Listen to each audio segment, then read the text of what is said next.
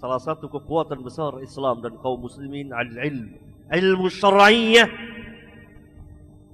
Wajib bagi setiap muslim memiliki ilmu syar'iyyah sesuai dengan apa yang Allah telah tentukan, tetapkan kepada mereka. Kewajiban mengetahui tentang akidah, kewajiban mengetahui tentang iman, kewajiban mengetahui tentang at-tauhid, dan yang menjadi lawan bagi tauhid yaitu asyirik, agar mereka tidak terjerumus kepada kesyirikan.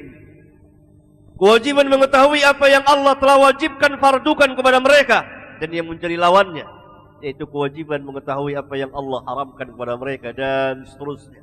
Ilmu yang fardu ain, selebihnya adalah ilmu yang fardu kifayah. Ilmu yang fardu ain pertama tentang al-aqidah, mengetahui tentang al-iman, tentang tauhid. Tanpa ilmu kita tidak mengetahui apa yang dimaksud la ilaha illallah. Karena itu Allah Subhanahu wa taala angkat wa ulul ilmi qa'iman bil qist. Dan yang menyaksikan la ilaha illallah orang-orang yang berilmu.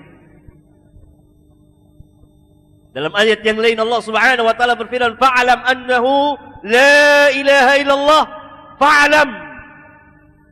Ketahuilah, Allah Subhanahu wa taala memulai dengan ilmu. Fa'lam, ilmu terlebih dahulu. Berdasarkan ayat yang mulia ini, para ulama membuat kaidah bersama ayat-ayat yang lain dan hadis-hadis Rasulullah SAW. Al-ilmu qabla al-qaul wal amal. Ilmu terlebih dahulu sebelum berbicara, sebelum berbuat. Kerusakan yang terjadi di antara kita, di tengah-tengah kita, karena kita tidak berilmu. Kita beramal tanpa ilmu, dan kita tidak mengenal al-Islam. Kita tidak berpayah-payah dalam menuntut ilmu. Ilmu tidak tersebar di kalangan kita, pada diri, keluarga, dan masyarakat, kecuali sedikit daripada yang paling sedikit. Akibatnya apa?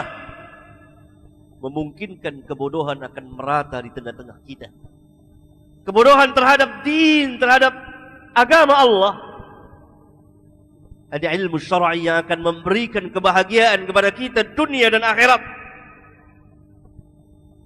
Bahkan Allah Subhanahu wa taala lapangkan jalan menuju jannah, surga bagi orang-orang yang menuntut ilmu. Man salaka tariqan yaltamisu fihi ilman sahalallahu lahu tariqan ilal jannah.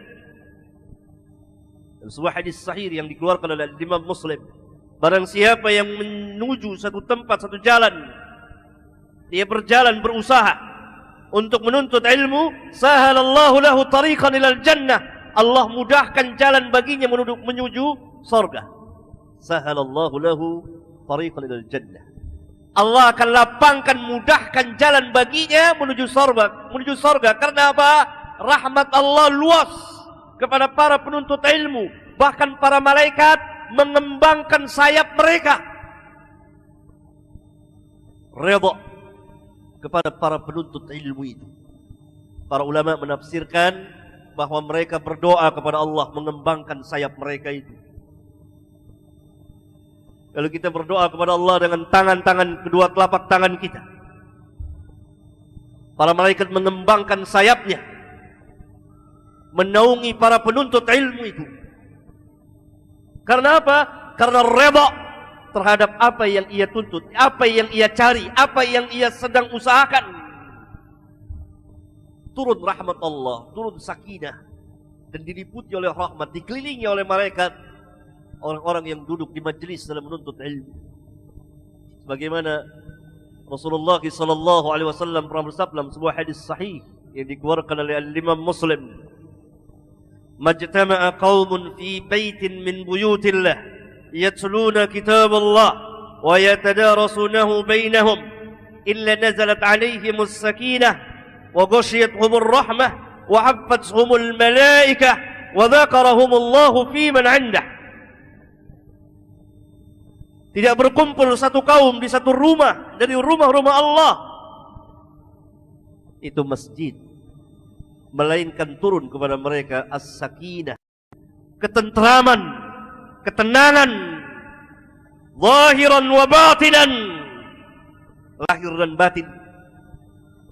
Di mana pada zaman kita hidup sekarang ini manusia selalu mencari ketenangan dan ketentraman batin, walaupun hanya sedetik, dan mereka ingin mengorbankan hartanya berapa saja untuk memperoleh as-sakinah.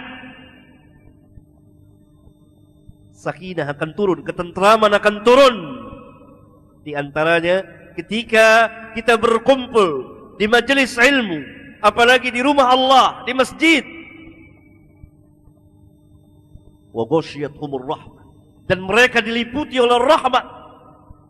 Wa haffathumul malaikah, dan mereka dikelilingi oleh para malaikat. Wa dzakarallahu fi man 'indah, dan Allah sebut mereka di hadapan makhluk yang ada di hadapannya, di sisi makhluk yang ada di hadapannya. Allah banggakan mereka, Allah sebut nama mereka. Cukuplah hadis yang mulia ini menjelaskan tentang kebesaran ilmu, ahli ilmu, dan para pelajar.